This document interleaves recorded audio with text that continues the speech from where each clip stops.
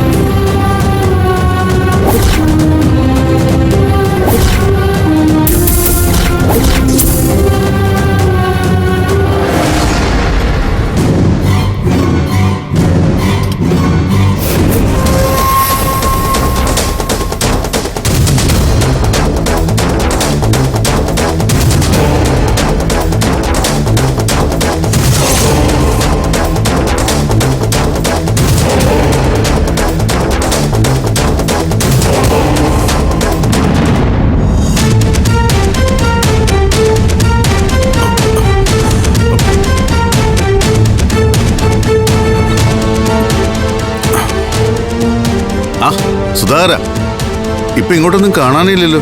ഇവിടെ ഉണ്ടായിരുന്നില്ല. അല്ലെങ്കിൽ പഞ്ചരത്നത്തിലെ ഭക്ഷണം ആരെങ്കിലും ഒഴിവാക്കൂ.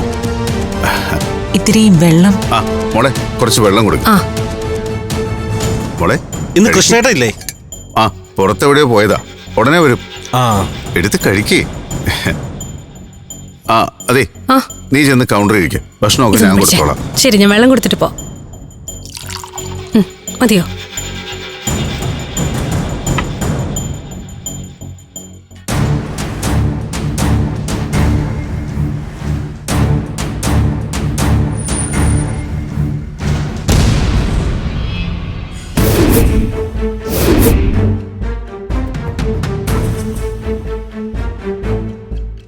അപ്പോ കഴിക്കും. ശരി, നല്ലപോലെ കഴിക്കും.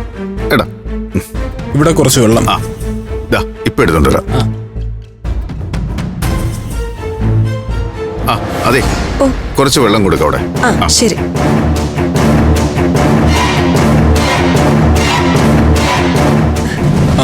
ഞാൻ എടുത്തോ. ഇല്ല, കുഴപ്പമില്ല.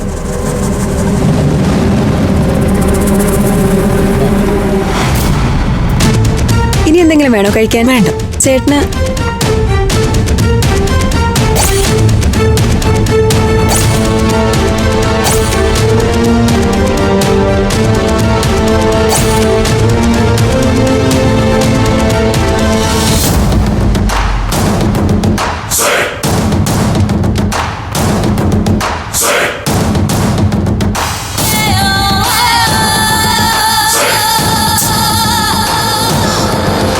ചേച്ചി വരൂന്ന് പറഞ്ഞിട്ട് കാണുന്നില്ലല്ലോ. എനിക്കാണീ കാര്യങ്ങൾ അറിയാഞ്ഞിട്ട് നിൽക്കാനും ഇരിക്കാനും പറ്റുന്നില്ല. ഞാനും ക്ഷമ കെട്ടി നിൽക്കുക. നീ ഒന്നുകൂടി അയാളെന്ന് വിളിച്ചു നോക്കിയേ. ഇനിയിപ്പോ ഉദ്ദേശിച്ചതുപോലെ കാര്യങ്ങൾ നടന്നില്ലെങ്കിലോ? ഏയ്, അങ്ങനെ വരില്ല ചേച്ചി. അയാൾ ഒരു കാര്യം ഏറ്റെടുത്താൽ നടത്തിയിരിക്കും. ആകാശിന്റെ ജോലി കളയിച്ച് തന്നെ കണ്ടില്ലേ? അതൊക്കെ ശരിയാ.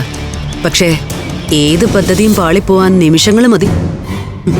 പണ്ട് നമ്മളിതുപോലെ പഞ്ചരംഗത്തിലെ പാചകക്കാരനെ കൊണ്ട് വിഷം കലർത്താൻ ശ്രമിച്ചല്ലേ? കൃത്യസമയത്ത് കാര്യങ്ങൾ അറിഞ്ഞ അഭിമന്യു വന്നില്ലേ? അതുപോലെ എന്തെങ്കിലും സംഭവിച്ചാലോ? എന്തായാലും നീ അയാളെന്ന് വിളിക്ക്.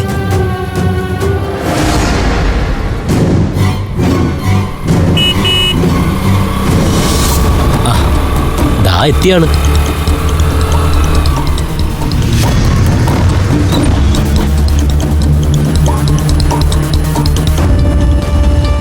സക്സസ്. പറഞ്ഞതുപോലെ തന്നെ ചെയ്തിട്ടുണ്ട്.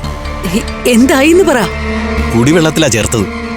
ഒരു 10-15 പേരെങ്കിലും ഛർദ്ദിച്ച് കുഴഞ്ഞു വീണു. മരിക്കൂ? അത് പറയാൻ പറ്റില്ല. അത് ഓരോരുത്തരുടെ ആരോഗ്യസ്ഥിതി പോലെ ഇരിക്കും. ചാവുന്നെങ്കിൽ ചാവട്ടെ. എത്രയും പെട്ടെന്ന് ഇത് വാർത്തയാക്കണം. കേരളം കണ്ട ഏറ്റവും വഷളായ ഭക്ഷ്യവിഷബാധകളിൽ ഒന്ന് ഇതായിരിക്കണം. അതൊക്കെ ഞാൻ ഏറ്റു.